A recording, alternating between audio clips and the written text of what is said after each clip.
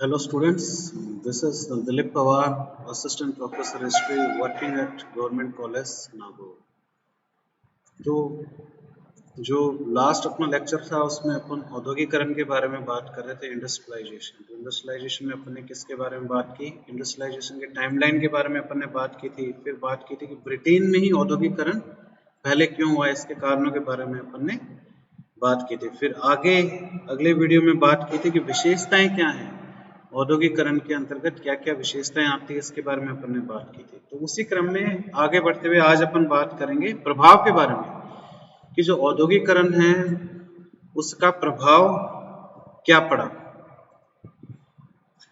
तो ये जो टॉपिक है औद्योगिकरण काफी इंपॉर्टेंट टॉपिक है, ना केवल बीए और एमए के लिए। ये जो टॉपिक है आरएस और आईएएस एग्जाम के लिए भी काफी ज्यादा प्रोबेबल टॉपिक है एग्जाम में आने के लिए। काफी इंपॉर्टेंट टॉपिक्स में से आता है औद्योगिकरण।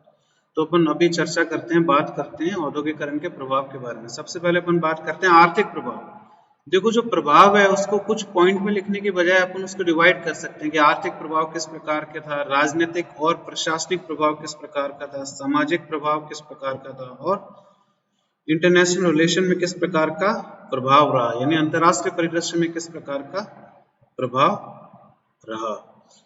तो आर्थिक प्रभाव के अंतर्गत अपन बात करते हैं। सबसे पहले इसमें पॉइंट दे रखा है, British greenery converted into workshop. यानी जो ब्रिटेन में जो कृषि का विकास हुआ था, जो ब्रिटेन में कृषि का स्तर था, उसमें परिवर्तन आ गया। कृषि की बजाय सारा का सारा फोकस ब्रिटेन में, इंग्लैंड में वर्कशॉप में आ गया, यानी उद्योगों में सारा का सारा फोकस आ गया। ये प्रभाव है, आर्थिक प्रभाव है। यानी कृषि को कम महत्व दिया जाने लगा ब्रिटेन में और उसकी बजाय वर्कशॉप, फैक्ट्री और उद्योगों पे अधिक फोकस किया जाने लगा औद्योगिकरण के अंतर्गत। फिर अपन अगला पॉइंट पढ़ते हैं, नेशनल और इंटरनेशनल ट्रेड बढ़ गया। अब ये मैंने लिखा है, नोट्स बनाने का तरीका है, इसका मतलब है बढ़ोतरी हुई, बढ़ गया, इट इंक्रीज्ड। तो अगला पॉइंट ये है कि औद्योगिकरण के कारण ब्रिटेन का राष्ट्रीय और अंतर्राष्ट्रीय व्यापार में अभूतपूर्व वृद्धि हुई, क्योंकि वस्तुओं का उत्पादन अत्यधिक हुआ और जब वस्तुओं का उत्पादन जरूरत से अधिक होने लगा तो ब्रिटेन ने उनको एक्सपोर्ट करना शुरू कर दिया, उन वस्तुओं को निर्यात करना शुरू कर दिया अन्य देशों में। तो व्यापार में अभूतपूर्व बढ़ोतरी देखने को मिली। फिर इसके बाद अपन आगे बात करते हैं आर्थिक प्रभाव के अंतर्गत इंडस्ट्रियल सेंटर, कई प्रकार के औद्योगिक केंद्र उभर के आए ब्रिटेन के अंदर। सो ये जो औद्योगिक केंद्र थे वो धीरे धीरे किसमें परिवर्तित हो गए, एक बड़ी फैक्ट्री कहीं पे स्थापित की गई, फैक्ट्री के आसपास खूब सारे मजदूर रहने लगे, धीरे धीरे पूरा का पूरा एक शहर बस गया फैक्ट्री के आसपास, तो इनको इंडस्ट्रियल सेंटर्स कहने लग गए। तो जो औद्योगिक केंद्र हैं उनका परिवर्तन हो गया फ्लरिशिंग टाउन्स। इसका मतलब है काफी अधिक बड़े शहरों में तब्दील हो गए जो इंडस्ट्रियल सेंटर थे, यानी शहर स्थापित हो गए फैक्ट्री के आसपास जहां पे उद्योग धंधे बसाए गए थे, तो उनको इंडस्ट्रियल सेंटर कहा जाता है, औद्योगिक केंद्र। और इसी कारण हम देखते हैं इससे क्या हुआ, अल्टीमेटली इससे शहरीकरण को बढ़ावा मिला, यानी ब्रिटेन में शहरीकरण को बढ़ावा मिला, यानी अनेक शहरी केंद्र स्थापित किए गए, औद्योगिक केंद्र स्थापित किए गए। फिर अपन आगे बात करते हैं आर्थिक प्रभाव क्या है, न्यू क्लासेस, नए वर्गों का उदय हुआ। जैसे कि आपको पता है मजदूरों के वर्ग का उदय हुआ। मजदूर वह लोग थे जो फैक्ट्री में कार्य किया करते थे, और जो फैक्ट्री के मालिक थे, जो पूंजीपति का वर्ग था। तो दो प्रकार के वर्गों में बट गया, जो उस समय का समाज है दो प्रकार के वर्गों में बट गया, एक था पूंजीवादी वर्ग और दूसरा था श्रमिकों का वर्ग। तो नए वर्ग थे, इस प्रकार का वर्ग पहली बार आया था कि जो फैक्ट्री के मालिक है उनको पूंजीपति कहा गया, और जो मजदूर कार्य करने वाले जो श्रमिक थे उनको श्रमिक का वर्ग कहा गया। तो new classes came into existence, नए वर्गों का उदय हुआ। फिर अपन बात करते हैं न्यू आइडियोलॉजी, इन वर्गों के उदय के साथ साथ ब्रिटेन में नई विचारधाराओं का भी उदय हुआ। जैसे पूंजीवादी भी एक प्रकार की विचारधारा है, ठीक है, और जो मार्क्स के जो विचार हैं वह पनपने लगे धीरे धीरे। जब समाजवाद को बढ़ावा मिला, श्रमिकों ने अपने अधिकारों को मांगना शुरू कर दिया, तो समाजवाद की अवधारणा भी आने लग गई, मार्क्सवाद की अवधारणा भी आने लग गई, और दूसरी तरफ पूंजीवादी भी एक प्रकार की अवधारणा थी। तो न केवल वर्गों में विभक्त हुआ समाज, बल्कि विचारधाराओं में भी विभक्त हो गया। एक ग्रुप की एक विचारधारा और दूसरे ग्रुप की दूसरी विचारधारा। फिर अपन आगे बढ़ते हैं, relations between producers and consumers changed. इसमें क्या लिखा हुआ है, यानी उत्पादक कर्ता और उपभोक्ताओं के बीच जो संबंध थे उसमें आमूलचूल परिवर्तन आ गया। यानी एक जो प्रोड्यूसर की क्लास है जो वस्तुओं का उत्पादन कर रहा है, दूसरा वस्तुओं का उपभोग कर रहा है जो दूसरा वर्ग है, तो इन दोनों वर्गों के बीच के संबंध है उनमें काफी अधिक बदलाव हो गया। As now more remote and indirect. अब क्या बहुत अच्छा पॉइंट है, ये आप आंसर में लिखोगे तो आपको डेफिनेटली बहुत अच्छे मार्क्स मिलेंगे, और इस तरह के पॉइंट अक्सर आपको किताबों में भी आसानी से नहीं मिलेंगे। अगर आप कोई गाइड पढ़ते हो या कोई छोटी किताब पढ़ते हो वर्ड स्ट्रीम में, उसमें इस क्वालिटी के पॉइंट आपको नहीं मिलेंगे। इसमें क्या लिखा है कि उत्पादककर्ता और उपभोग जो उपभोक्ता थे उनके बीच के संबंध में बदलाव आया। वो बदलाव क्या था कि अब उत्पादककर्ता और जो उपभोक्ता थे इनके बीच में संबंध अधिक दूर हो गए। So these relations became more remote and indirect, यानी अप्रत्यक्ष संबंध स्थापित हुए। पहले प्रत्यक्ष संबंध था, पहले क्या था, गांव में किसी वस्तु का उत्पादन हो रहा है, गांव में ही उस वस्तु को उपभोग करने वाले लोग थे। जैसे कोई चटाई बनाई गई गांव में कई लोगों ने मिलके, तो उसका उपभोग उस गांव में ही किया जाता रहा, वहीं पे उसका उपभोग होता रहा। लेकिन अब क्या हुआ, क्योंकि फैक्ट्री के अंदर इनका उत्पादन किया गया और व्यापार के माध्यम से उत्पादित वस्तु को दूर दूर भेजा गया, तो उपभोक्ता बहुत दूर हो गया और जो प्रोड्यूसर था वो काफी अधिक दूरी पे था। इसका मतलब है इनके बीच में डिस्टेंस है, दूरी है, वो बढ़ती गई। अब अप्रत्यक्ष संबंध था, पहले प्रत्यक्ष संबंध था, पहले डायरेक्ट रिलेशन था इनके बीच में, अब इनडायरेक्ट रिलेशन था, अप्रत्यक्ष संबंध था। अब धीरे धीरे जरूरत महसूस हुई क्योंकि दूरी बढ़ चुकी थी।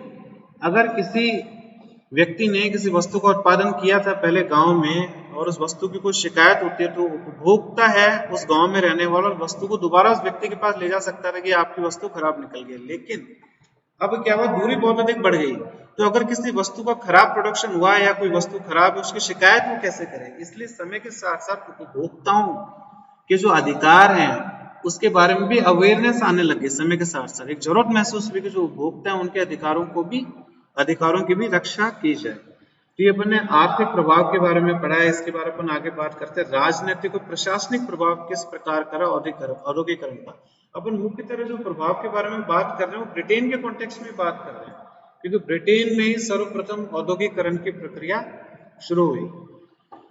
तो राजनीतिक और प्रशासनिक प्रभाव में सबसे पहला पॉइंट इसमें क्या दे रखा है, colonialism and imperialism increased as market and to settle population and wars. अब इसमें किससे लिंक करके औद्योगिकरण को, इसमें लिखा हुआ है कि औद्योगिकरण के कारण उपनिवेशवाद और इंपीरियलिज्म को अपन क्या कहते हैं, साम्राज्यवाद। तो औद्योगिकरण के कारण उपनिवेशवाद और साम्राज्यवाद जैसी ताकतों को, जैसे विचारधाराओं को बढ़ावा मिला। कैसे बढ़ावा मिला, क्योंकि जैसे कि आपको पता है जब फैक्ट्री में वस्तुओं का उत्पादन करना शुरू करते हैं तो बड़ी संख्या में वस्तुओं का उत्पादन होता है, और जब जरूरत से अधिक उत्पादन होने लगेगा तो उस देश को आवश्यकता महसूस होगी कि जो उत्पादित वस्तुएं उनको दूसरे देश में व्यापार के माध्यम से एक्सपोर्ट किया जाए, निर्यात किया जाए। तो उनको बाजारों की आवश्यकता पड़ी। जो फैक्ट्री में खूब सारा वस्तुएं हैं उनका उत्पादन कर लिया था, उनको निर्यात करने के लिए बाजारों की आवश्यकता पड़ी। उनको बाजार कहाँ मिलेगा, बाजार उनको एक आसानी से उनको बाजार कहाँ मिलेगा, वो बाजार वहीं मिलेगा जब वो देश किसी अन्य देश में अपनी कॉलोनी स्थापित करे, साम्राज्यवादी रास्ते पे चले। जैसे ब्रिटेन है, ब्रिटेन ने कई सारी कॉलोनी अपनी स्थापित कर ली, कई सारे देशों को पराधीन कर लिया अपने अंतर्गत में।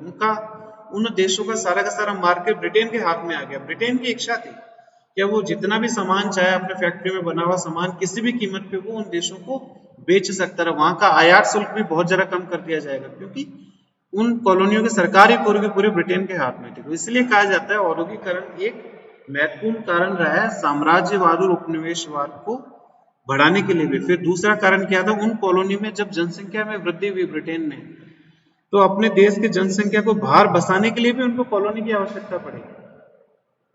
तो एक तो वस्तुओं को निर्यात करने के लिए, दूसरा अपनी पॉपुलेशन को सेटल करने के लिए। जैसे आप जानते हैं कि ब्रिटेन वाले कहाँ पे जाके बसे हैं, वो ऑस्ट्रेलिया में जाके बसे हैं, ब्रिटेन वाले साउथ अफ्रीका में जाके बसे हैं। क्यों बसे, क्योंकि वो देश उनकी कॉलोनी हुआ करते थे, और वो धीरे धीरे अंग्रेज वहां पे जाके बस गए। भारत में भी आके कुछ अंग्रेज भारत में बसे हैं, जिनको एंग्लो इंडियन कहा जाता था। और इसी कारण साम्राज्यवाद और उपनिवेशवाद के विचारधाराओं को आगे बढ़ाने हेतु ब्रिटेन ने कई सारे युद्ध भी लड़े। कॉलोनी अर्जित करने के लिए, कॉलोनी हासिल करने के लिए ब्रिटेन ने अनेक प्रकार के युद्ध भी लड़े। तो कहा जाता है कि औद्योगिकरण के कारण उपनिवेशवाद, साम्राज्यवाद और अनेक प्रकार के युद्धों को बढ़ावा मिला। फिर अगला पॉइंट क्या है, प्रशासनिक प्रभाव में capitalist into parliament versus worker. अब क्या हुआ, क्योंकि फैक्ट्रियों में उत्पादन शुरू हो गया, जो पूंजीपति का वर्ग था उनका प्रभाव अर्थव्यवस्था में, सरकार में अत्यधिक बढ़ने लग गया तो जो पूंजीवादी वर्ग है इस वर्ग के लोग पार्लियामेंट में भी घुस गए, वो चुनाव जीत कर पार्लियामेंट में भी आसानी से पहुंच गए, क्योंकि जो बिजनेसमैन थे, जो व्यापारी लोग थे, उनके पास खूब सारा पैसा था, तो अपने पैसों का इस्तेमाल करके वो पार्लियामेंट में पहुंच गए और वो बहुत अधिक एडवांटेज की पोजीशन में थे, उनको खूब अधिक लाभ मिल रहा था सिस्टम में, पूंजीवादी वर्ग को। और दूसरी तरफ वर्कर्स का वर्ग था, श्रमिकों का वर्ग था, जिनका धीरे धीरे बुरा हाल हो गया, उनको अधिकारों से वंचित रखा गया, उनको सही समय में वेतन नहीं दिया गया और उनके वेतन में अत्यधिक कटौतियां की गई, तो उनका शोषण किया गया। तो एक वर्ग का प्रभाव बहुत अधिक बढ़ गया, दूसरा वर्ग है श्रमिक वर्ग, जो नीचे गर्त में जाता गया। फिर अपन आगे बढ़ते हैं। अब धीरे धीरे क्या हुआ, शुरुआत में तो पूंजीपति जो वर्ग के लोग थे पार्लियामेंट में पहुंच गए, संसद में पहुंच गए, फिर धीरे धीरे वर्कर्स जो लोग थे, जो श्रमिक लोग थे, उनमें भी अवेयरनेस आई, उनमें भी जागरूकता आई, तो उन्होंने भी फ्रेंचाइज का जो डिमांड है उसको सामने रख दिया। फ्रेंचाइज अपन किसे कहते हैं, वोट करने का अधिकार वो मांगने लगे, क्योंकि पहले क्या था, जब लोकतंत्र की स्थापना हुई थी ब्रिटेन में, तो वोटिंग हेतु काफी अधिक क्वालिफिकेशंस उन्होंने रखी हुई थी। क्या अनिवार्यता थी, प्रॉपर्टी की अनिवार्यता रखी हुई थी, किसी व्यक्ति के पास अगर इतनी संपत्ति है तो वो वोट के अधिकार का उपयोग कर सकता है। लेकिन इस कंडीशन के कारण जो वर्कर्स का ग्रुप था, उनको वोट का अधिकार मिल ही नहीं पाया, क्योंकि उनके पास कोई संपत्ति नहीं हुआ करती थी। तो धीरे धीरे वर्कर्स में भी जागरूकता फैली, समाजवाद का दौर आया और इन वर्कर्स ने भी डिमांड करना शुरू कर दिया वोटिंग राइट्स की, हमें भी वोटिंग राइट्स की आवश्यकता है। As new class was educated in awakened, अब धीरे धीरे श्रमिक का वर्ग है उनमें भी जागरूकता आने लग रही थी। इसलिए आगे चल के ब्रिटेन में कई प्रकार के सुधार हुए, कानूनों में सुधार हुए, ताकि श्रमिकों को अधिक सम्मानजनक स्थिति तक पहुंचाया जा सके। जैसे रिफॉर्म एक्ट ऑफ 1832, इसके बारे में अपन आगे पढ़ेंगे। रिफॉर्म एक्ट ऑफ 1832, फिर इसके बाद है चार्टिस्ट मूवमेंट। चार्टिस्ट एक प्रकार का आंदोलन था जो श्रमिकों के द्वारा चलाया गया था, क्योंकि श्रमिक अनेक प्रकार के अधिकारों को डिमांड कर रहे थे, उनका शोषण हो रहा था, वो शोषण से बचना चाह रहे थे, इसलिए संगठित होकर ब्रिटेन के मजदूरों ने एक आंदोलन चलाया था, जिसको कहा जाता है चार्टिस्ट आंदोलन या चार्टर आंदोलन। तो चार्टर आंदोलन के बारे में अपन वर्ड हिस्ट्री में आगे बढ़ेंगे।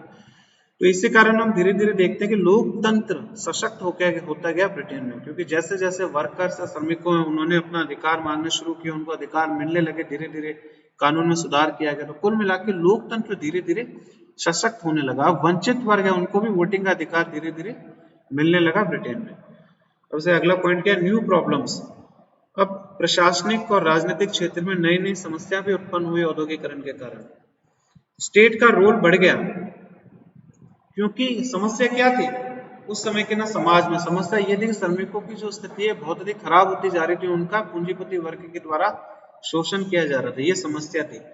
और इस समस्या का समाधान करने के लिए राज्य ने क्या किया, राज्य ने धीरे धीरे अपनी भूमिका बढ़ा ली, स्टेट का जो रोल है वो बढ़ गया, यानी राज्य आर्थिक गतिविधियों में धीरे धीरे हस्तक्षेप करने लग गया।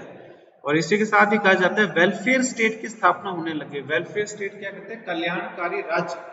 वेलफेयर स्टेट का मतलब ये है कि कोई भी राज्य अपने श्रमिकों के अधिकारों को पूरा करने के लिए प्रयास करेगा, श्रमिकों को अनेक प्रकार की सुविधाएं मुहैया कराएगा, ये राज्य की जिम्मेदारी है, उसी को कल्याणकारी राज्य कहा जाता है। यानी वंचित लोगों के कल्याण के लिए भी स्टेट डायरेक्ट एक्शन लेगा इकोनॉमी के अंदर, तो उसको वेलफेयर स्टेट कहा जाता है। कल्याणकारी राज्य की भी स्थापना ब्रिटेन में हो गई, क्योंकि श्रमिकों के कल्याण हेतु उन्होंने अनेक प्रकार की स्कीम्स निकाली। फिर अपन आगे बढ़ते हैं, अगला कौन सा प्रभाव रहा है, मिडिल क्लास। मिडिल क्लास का प्रभाव बढ़ा धीरे धीरे। मिडिल क्लास का मतलब है जो मध्यम वर्ग था ब्रिटेन का, उसका प्रभाव बढ़ा। और जो मोनार्की था, मोनार्की का मतलब क्या है, जो राजतंत्र स्थापित किया गया था ब्रिटेन में, उनका प्रभाव धीरे धीरे कम होता गया। यानी जो मध्यम वर्ग है वो जागरूक हो गया, वो पार्लियामेंट में भी पहुंचने लग गए चुनाव जीतने के पश्चात, तो इनकी शक्तियों में इजाफा हुआ। और जो मोनार्की था, राजतंत्र था, जो इंग्लैंड की महारानी थी, उसकी शक्तियों का ह्रास हुआ। फिर हम आगे बात करते हैं, फिर धीरे धीरे इंग्लैंड में हम देखते हैं कि ROL मतलब रूल ऑफ लॉ, कानून के शासन की भी स्थापना हुई। रूल ऑफ लॉ क्या कहता है, कानून के शासन का मतलब यह है कि कानून की नजर में सभी व्यक्ति बराबर हैं, चाहे पूंजीवादी वर्ग हो या फिर श्रमिकों का वर्ग हो, everyone is equal in front of the law. तो रूल ऑफ लॉ, कानून के शासन की स्थापना की गई। और नेचुरल राइट, लोगों के प्राकृतिक अधिकारों में भी बढ़ोतरी हुई।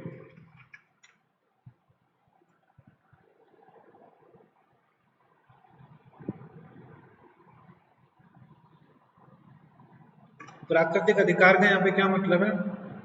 वह अधिकार जो मनुष्य के बर्थ लेते ही, उसके जन्म लेते ही उसको मिलने चाहिए, उनको प्राकृतिक अधिकार कहते हैं। तो इनकी भी व्याख्या की गई इंग्लैंड में और रूल ऑफ लॉ की स्थापना कर दी गई। फिर अपन सोशल इम्पैक्ट के बारे में बात करते हैं, सामाजिक प्रभाव क्या रहा। मिडिल क्लास ने अपना दबदबा बना लिया समाज के अंदर धीरे धीरे, क्योंकि मिडिल क्लास से शॉपकीपर थे, मिडिल क्लास से बिजनेसमैन थे, मिडिल क्लास से व्यापारी थे, तो अनेक प्रकार के काम धंधे करने वाले लोग तो सारे के सारे मध्यम वर्ग में शामिल थे। जैसे भारत में क्या था, मध्यम वर्ग के लोग हैं, उन्होंने भारतीय राष्ट्रीय आंदोलन को नेतृत्व प्रदान किया है। जितने भी नेता थे भारत के, वो सारे के सारे मिडिल क्लास से, अपर मिडिल क्लास से निकल के आए थे। और श्रमिकों के एक नए वर्ग की स्थापना हुई जिसको बुजुर्वा वर्ग कहा जाता था, बुर्जुआजीज, अंग्रेजी में इसको बुर्जुआजीज कहते हैं और हिंदी में बुजुर्वा, ब है नीचे मात्रा है वह ज है, इसको बुजुर्वा कहा जाता है। बुजुर्वा वर्ग की स्थापना की। तो बुजुर्वा का क्या मतलब है? श्रमिकों का वर्ग, जिसके बारे में कार्ल मार्क्स ने बात की, बुजुर्वा वर्ग के बारे में। तो समाज में समाजवाद का प्रभाव भी बढ़ता रहा। समाजवाद क्या कहता है? समाजवाद यही कहता है कि समाज के सभी लोग इक्वल है, चाहे वो पूंजीवादी वर्ग के लोग हों या श्रमिक वर्ग के लोग हो, सबको एक समान स्थान समाज में मिलना चाहिए, सबको एक समान अपॉर्चुनिटी मिलनी चाहिए लाइफ में आगे बढ़ने के लिए। उसी को ही सोशलिज्म कहा जाता है, यानी किसी प्रकार का भेदभाव नहीं हो किसी भी वर्ग में। तो जो समाजवाद की विचारधारा है दुनिया के कई सारे देशों में प्रभावी होने लग गई। लेकिन ये सब क्यों हुआ? औद्योगिकरण के कारण हुआ, क्योंकि औद्योगिकरण के कारण ही दो वर्ग हैं, जिनमें से एक बुजुर्गा वर्ग अधिक शक्तिशाली हुआ या इनका प्रभाव बढ़ा, तो उसको समाजवाद कहा गया। फिर अपन आगे बढ़ते हैं सोशल इम्पैक्ट में। Luxury items therefore consumptions and materialism but human emotions down and individualism. इसका क्या मतलब है कि जैसे औद्योगिकरण बढ़ा तो विलासिता की वस्तुओं का भी अत्यधिक उत्पादन हुआ। जब विलासिता की वस्तुओं का अत्यधिक उत्पादन हुआ तो समाज में कंज्यूमरिज्म बढ़ा, उपभोगवादिता संस्कृति का जन्म हुआ। समाज में कंज्यूमरिज्म को बढ़ावा मिला। जैसे आज के समय का समाज क्या है?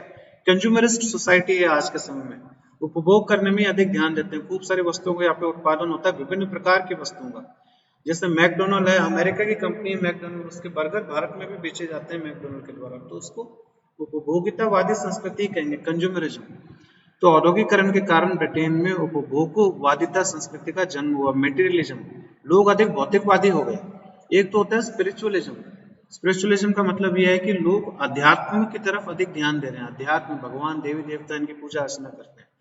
दूसरा मटेरियलिज्म, भौतिकवादी संस्कृति, यानी वस्तुओं पे उनका ध्यान अधिक केंद्रित है, विलासिता की वस्तुओं पे उनका ध्यान अधिक केंद्रित है, वो उपभोक्ता बन के रह गए लोग हैं, उसका मटेरियलिज्म कहा जाता है। तो कंज्यूमरिज्म, मटेरियलिज्म, इन सबको बढ़ावा मिला। लेकिन क्या हुआ? इसका नुकसान क्या हुआ? ह्यूमन इमोशंस, जो इंसान के भाव थे उसमें कमी आई। समाज का विकास अत्यधिक हो गया, भौतिकवाद भी अत्यधिक बढ़ गया, सुख सुविधाओं के साधन भी बहुत अधिक मिल गए लोगों को, लेकिन जो इमोशंस होते हैं ह्यूमन के, उसमें भारी कमी देखने को मिली। जैसे अपन बात करते हैं कि अपन हाथ से लेटर लिखते हैं, तो जब अपन हाथ से लेटर लिखेंगे तो हमारे भाव बहुत बेहतरीन तरीके से व्यक्त होते हैं, क्योंकि हमारे खुद की हैंडराइटिंग में वो लेटर लिखा हुआ। और दूसरी तरफ अपन ईमेल का सहारा लेते हैं, ईमेल एक प्रकार से निर्जीव तरीका है जिसमें कोई भाव नहीं है, तो ईमेल उतना अधिक भावात्मक तरीका हो ही नहीं सकता जिस प्रकार से एक पत्र लिखना भावात्मक तरीका है। उसी प्रकार का अंतर समाज में देखने को मिला। मानवीय जो भाव थे उसमें कमी देखने को मिली। तो इंडिविजुअलिज्म, व्यक्तिवाद की जो विचारधारा थी उसको बढ़ावा मिला। इंडिविजुअलिज्म का मतलब क्या होता है? व्यक्तिवाद, यानी एक व्यक्ति के विकास की तरफ देखना। इंडिविजुअलिज्म यानी समाज के सभी व्यक्तियों का विकास होना चाहिए। व्यक्तिवादी दृष्टिकोण है, इसमें क्या होता है? पूरे समाज के बजाय एक व्यक्ति महत्वपूर्ण हो जाता है। जो शक्तिशाली वर्ग होता है, जैसे पूंजीवाद का जो वर्ग हो गया, वो अधिक महत्वपूर्ण हो जाता है पूरे समाज के बजाय, तो उसको इंडिविजुअलिज्म कहा जाता है। तो जो वेस्टर्न फिलोसफी है, जो पश्चिमी सभ्यता है, वहां पे व्यक्तिवाद का अत्यधिक बोलबाला रहा है। अगर कोई व्यक्ति टैलेंटेड है, अगर किसी व्यक्ति में स्किल्स है, तो उसको अच्छी नौकरी मिल जाएगी और खूब सारा पैसा कमाएगा। और किसी व्यक्ति में स्किल्स की कमी है, वो टैलेंटेड नहीं है, तो उसको अच्छी नौकरी नहीं मिल पाएगी, उसको पैसे भी कम मिलेंगे। लेकिन समाजवाद क्या कहते हैं? सबको बराबर पैसे मिलने चाहिए, यानी सभी व्यक्तियों को बराबर सम्मान मिलना चाहिए, बराबर मौके मिलने चाहिए सभी व्यक्तियों को। समाजवाद ये कहता है। फिर अपन आगे बात करते हैं migration from rural to urban, यानी ग्रामीण क्षेत्रों से खूब सारे लोग शहरों में पलायन कर गए ब्रिटेन में।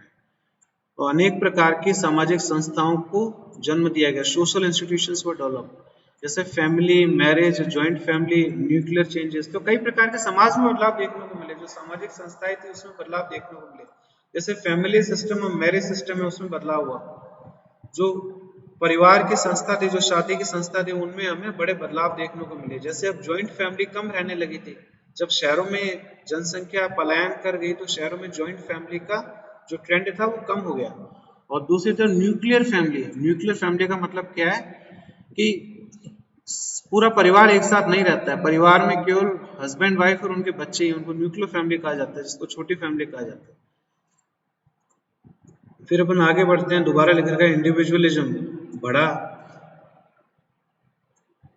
Standard language. ठीक है, अपन आगे बढ़ते हैं और आगे बात करते हैं इंटरनेशनल रिलेशन के बारे में। अंतरराष्ट्रीय संबंध में किस प्रकार का प्रभाव पड़ा औद्योगिकरण के कारण। Imperialism increased as the need of market was recognised. क्योंकि साम्राज्यवाद में जब बढ़ोतरी हुई, जो साम्राज्यवादी ताकतें वो अधिक शक्तिशाली हुई, तो उन्होंने मार्केट खोजना शुरू किया पूरी दुनिया में। मार्केट खोजने के चक्कर में उन्होंने कई सारे देशों को अपनी कॉलोनी बना लिया, कई सारे देशों को पराजित कर लिया और अपना वहां पे अधिकार स्थापित कर लिया। तो इसी कारण ये सिलसिला कहाँ से शुरू हुआ? साम्राज्यवाद का सिलसिला शुरू हुआ है औद्योगिकरण के कारण, क्योंकि नए नए मार्केट की तलाश करने हेतु उन्होंने अनेक प्रकार के देशों को कॉलोनी में तब्दील कर दिया। और 1870 के आसपास हमें देखने को मिलता है कि पूरा का पूरा एशिया और अफ्रीका कॉलोनी में विभक्त हो चुका था। जो वेस्टर्न नेशंस थे, जो पश्चिमी देश थे, उन्होंने पूरे के पूरे एशिया और अफ्रीका के देशों को कॉलोनीज में तब्दील कर दिया। इस प्रकार हमें संघर्ष भी देखने को मिला कॉलोनीज और जो पूंजीवादी वर्ग से संबंधित जो देश रहे हैं, जो साम्राज्यवादी देश रहे, इनके बीच में संघर्ष भी देखने को मिला। There was tension also. और इसी कारण अंततः हम देखते हैं कि वर्ल्ड वॉर हुआ, यानी विश्व युद्ध भी इन्हीं कारणों से हो रहा है। कहीं ना कहीं विश्व युद्ध के कारण भी ये यहाँ पे लेके गए हैं औद्योगिकरण के अंतर्गत, क्योंकि औद्योगिकरण के कारण साम्राज्यवाद आया। साम्राज्यवाद के कारण उनको जरूरत महसूस हुई कि अनेक प्रकार की कॉलोनी में अपना नियंत्रण करना पड़ेगा मार्केट के लिए। और जब कॉलोनी में नियंत्रण करने की होड़ हो गई पश्चिमी देशों के बीच, और इसी होड़ के कारण, इसी होड़ का ही यह नतीजा था कि अंततः पश्चिमी देशों के बीच आपस में विश्व युद्ध हुआ। तो इसी के साथ ही अपन आज का डिस्कशन यहीं पे खत्म करते हैं। आज अपन ने बात की औद्योगिकरण के प्रभाव के बारे में।